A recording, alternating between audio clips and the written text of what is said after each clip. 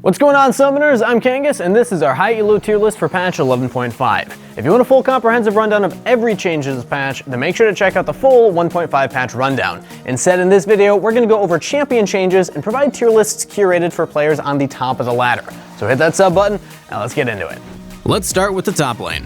One buff we got in the top lane is for Jax. Compared to similar picks like Aurelia and Fiora, Jax has felt a little lackluster. He hasn't been getting that much love in high elo, but this buff could change things up. Jax's AD per level was increased from 3.38 to 4.25, and he's felt much stronger as a result. With some more attack damage, Jax is able to deal more damage and also break down turrets much more quickly. This minor buff can be the difference in close 1v1s, and considering that Jax is oftentimes split pushing, it's a much bigger buff than it appears. We'll still leave Jax in the A tier, but it's a nice buff that will definitely help him out. And the first changes that we made to the list are moving around Maokai down to the A tier and Garen up into the A tier. With the recent surge of Gnar's popularity and the general meta on the top lane, Maokai is having some more trouble than before. While he is a pretty reliable tank, it's rather difficult to see him ever come out as a winner from the laning phase. In contrast, Garen has been doing exceptionally well, even in high elo, and we've had to move him up as a result. We've also added Gragas to the B tier following the nerf that we'll talk about in the jungle section. Also, here's our question of the day. Who do you think is the hardest champion to play in League? I personally think it's Vayne. She's a really short range AD carry, laning phase can be really tough, and even if you get fed and get to the late game, you're still so close to your opponent that if you get locked down, you're probably dead. I know yours is probably different though, so let me know in the comments down below. Now let's wrap up the top lane. Finally, we've moved Poppy and Fiora up into the S tier. Out of all the tanks, Poppy is the best at fighting a ton of the meta champions. Her W is a really hard counter to the mobile fighters like Riven and Aurelia, while her natural tankiness, high damage, and crowd control give her room to outplay her opponents as well. Fiora also received a small buff last patch, and because of her pop-off, we've had to move her up too. So our OP picks for the top lane are Darius, Riven, and Gnar, followed by Camille, Pantheon, Ornn, Shen, Malphite, Aatrox, Cho'Gath, Aurelia, Fiora, and Poppy in the S tier. Next up is the jungle. Udyr has been too strong and players have been begging for nerfs. So Riot answered and his health per level was reduced from 99 to 92, and his Phoenix stance damage was lowered from a range of 50 to 275 down to the range of 40 to 240. This nerf is pretty big, most notably the damage. While he can mostly shrug off that health nerf, Udyr's clear speed and dueling power have taken a big hit this patch. However, Udyr has been an overachiever that last patch with an over 53% win rate, and we think that even with this set of nerfs, he'll still remain a strong pick, so we'll keep him in the OP tier for now. And Rammus is next. His health per level was lowered from 95 to 80. While we don't think this nerf will affect Rammus where he's exceptionally strong, this small nerf could make a big difference in higher elos. He's been on the cusp, and we think that after this nerf, Rammus is definitely on the border of dropping into the B tier. All Rammus has going for him in high elo is how high his base damage is and how tanky he is. Taking away any power from him limits his versatility, but we'll hold him onto his spot for now. By the way guys, if you're trying to improve this season, make sure to head over to ProGuides.com and use the code RANKUP2021. You'll get 20% off of a subscription, and we got tons of content there to help you improve. Next up, we got a nerf for Gragas, simply because he's too strong in pro play. Gragas' Q mana cost was increased from a range of 60 to 80 to a flat 80. While Gragas jungle will essentially do the same, this does hurt Gragas' laning. A lot of his power comes from his ability to flex into several roles, and unfortunately, he's now a noticeably weaker pick because of that. But for jungle, we'll still leave Gragas in the A tier. Next up, there's Trundle, who actually got a pretty big buff. His Q's cooldown was reduced from 4 to 3.5 seconds. In high elo especially, Trundle has been struggling. This is a huge buff to Trundle's damage output as well as his clear speed, and with it, we expect pretty great things. Trundle has been moved up to the B tier as a result. Master Yi also found himself with a buff this patch, as his E's on hit damage has been increased from the range of 18 to 50 to the new range of 20 to 60. While this will make him stronger and also change up what builds are stronger on him, we don't expect it to make that much of a difference in high elo. Master Yi just isn't a champion who typically finds a lot of success because he's too squishy. He's easy to take down with crowd control, and he can't really provide any game pressure. As a result, we'll just leave him be. And since we're on a string of buffs, here's another one. Sejuani got the second hit damage of her W increased from 5.25 to 6% of max HP. This is a really nice change, and Sejuani is gaining a little bit of popularity as a result. With how small it is though, it's really tough to call whether or not Sejuani needs to be moved up a tier, but we've gone ahead and moved her up to the A tier just as a precaution. These small changes often have a bigger effect on the elite players than they do on the majority of the player base. And yes, for those keeping track, we got Sejuani and Trundle buffs, but we might be heading there, people. For other changes, we first moved Shyvana down into the C tier, and we did mention this in our original patch rundown, but she's still underperforming even after given some time. Her statistics in high elo specifically are rather underwhelming. Olaf has also been moved down into the A tier, and while he's still a pretty good pick, he's slowly falling behind his competition. Udyr's power has especially made Olaf the way less popular choice, but with the future nerfs to Udyr, we might see a meta where neither is a dominant force anymore. So our OP picks for the jungle are Kha'Zix, Karthus, Hecarim, and Udyr, followed by Graves, Nunu, Evelynn, Kayn, Lilia, Kindred, Taliyah, Elise, Fiddlesticks, Ivern, Rek'Sai, Viego, Nidalee, and Skarner in the S tier. Whew, there are too many junglers. That said, let's head to the mid lane next. In the mid lane, first up, Azir got nerfed. Extremely popular in competitive play, Riot had to nerf him just to diversify the meta. His W Soldier attack damage was lowered from the range of 60 to 160 down to the new range of 50 to 150. Azir hasn't been doing too well in solo queue, but we'll leave him in the B tier following this nerf. It's a difficult placement to pinpoint as the difference between challenger players and even master players is quite significant. Even among high elo players, most of them are having trouble winning games, but the best of the best can still push his win rate above 50%. Qiyana, meanwhile, has gotten huge buffs this patch. Traditionally, we've always seen her do better in high elo anyway, and after this buff, we've decided that she's definitely now an S tier. Her W's on-hit damage was increased from the range of 8 to 40 to now 8 to 64. W movement speed up from 5 to 10 to the new 5 to 13%, and her R damage increased from 100 to 240 to the new range of 100 to 300. With all of these buffs, Qiyana is significantly stronger than before, and her late game burst damage is much more potent as a result of the buff to her ultimate. Overall, we've made a good number of changes to the tier list this patch. First, we moved Corki up to the B tier. He's been seeing more play even in high elo, and he's finding some success. Especially because of the changes to Muramana, Corki has been able to get back on his feet. Well, if he has feet, at least. He's always on that chopper, so you can never be too sure. Viego and Anivia have also been moved down into the S tier this patch, as we've kept track of the mid laners throughout their buffs last patch. Although Viego retains an insane ban rate of 44% in high elo, remember that these bans are split between his play as a jungler as well as other roles. The OP tier sees several new faces this time around, with Katarina, Kassadin, and Talon joining Yone up there.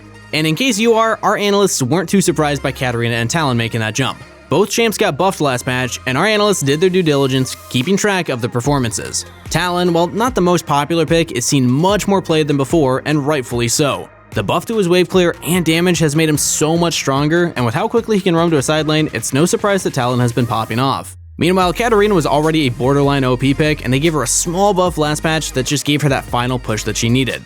Kassadin, however, got an indirect buff through Everfrost. The fact that he does poorly into AD Assassins led us to believe that he wouldn't pop off so hard this patch. However, his statistics quickly shot up to the moon last patch, as his ban rates nearly peaked at 30% as well, and his win rates in elite levels of play broke the 53% benchmark. While Kassadin is a situational counterpick, he does very well against almost any AP champions right now. Even against some AD counterpicks, high elo players have enough experience to know what to do.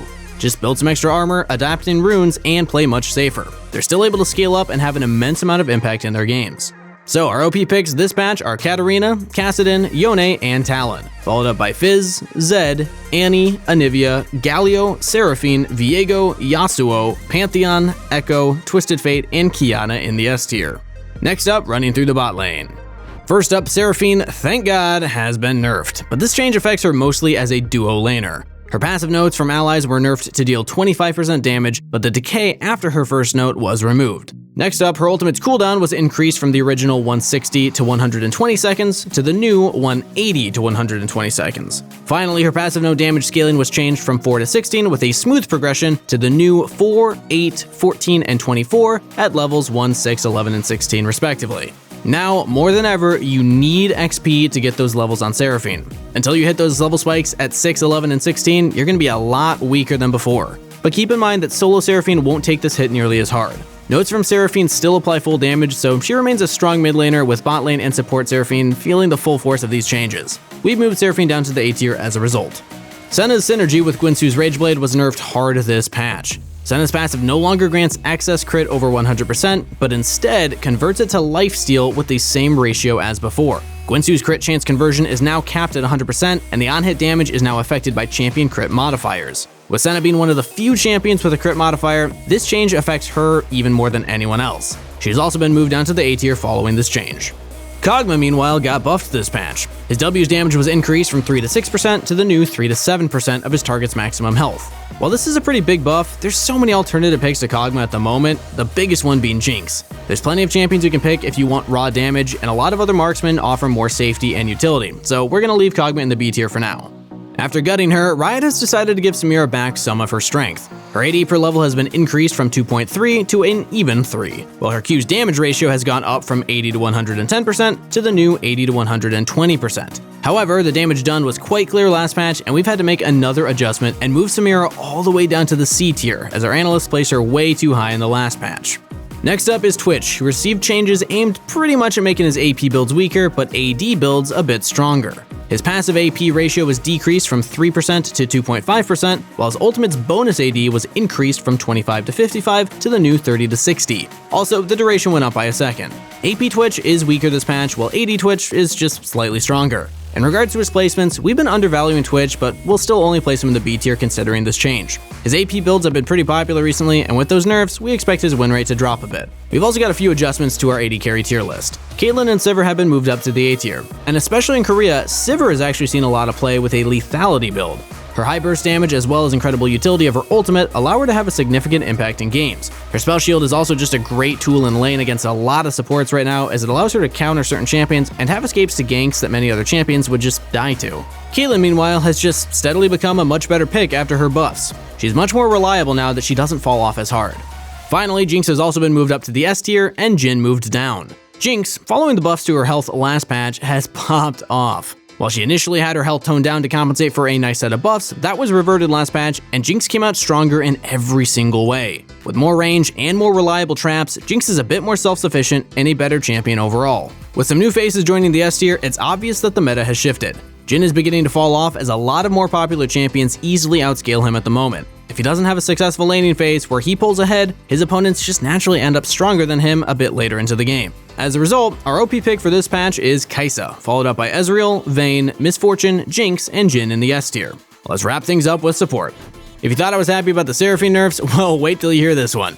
Shaco's support was actually the target of a nerf this patch. On 11.5, his W's AoE damage was reduced from 15 to 35 to 10 to 30, while the single target damage was decreased from 35 to 95 to 25 to 85. However, his W does deal 10 to 50 bonus damage to jungle monsters specifically. So jungle Shaco remains essentially the same, but support Shaco is losing a huge chunk of damage as a result of the change. Despite how much I complain about him though, we're still leaving Shaco in his current placement in the B tier. We think he's still a decent pick just because of how tricky and troublesome he can be in certain matchups. Rell was also nerfed this patch. Her base armor was lowered from 35 to 32, while her W's cooldown was increased from 11 seconds to 13 seconds. Let's be honest, over the last few patches, Rell has been a phenomenal pick. She provides a good mix of utility, both offensive and defensive, as well as decent damage. Increasing the cooldown on her W will cut down the amount of utility that Rell brings to the table, and we've moved her down to the S tier as a result. We're pretty sure she'll still be a superstar pick, but we'll just fall short of the highest tier this patch.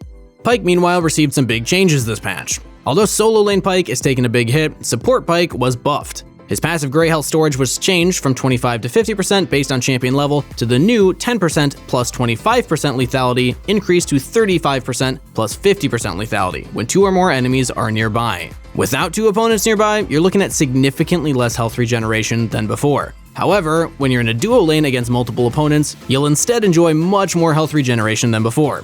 There definitely will be workarounds to this, however, and we believe that high elo players will especially exploit this. If you poke out Pyke, just run away from him when he's trying to heal, or support players might look to roam more frequently to ensure that Pyke only has one nearby opponent. However, in most cases, this will still be a buff to Pyke, so we moved him up to the A tier as a result.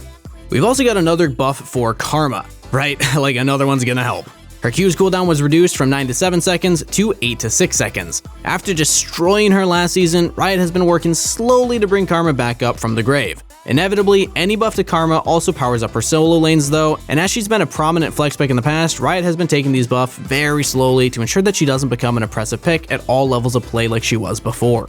During the laning phase, Karma's Q is her most crucial ability, and with it buffed this patch, we believe that she will see a noticeable increase in her win rate. We'll leave her in the B tier for now, but keep an eye on how she does, she will probably move up soon.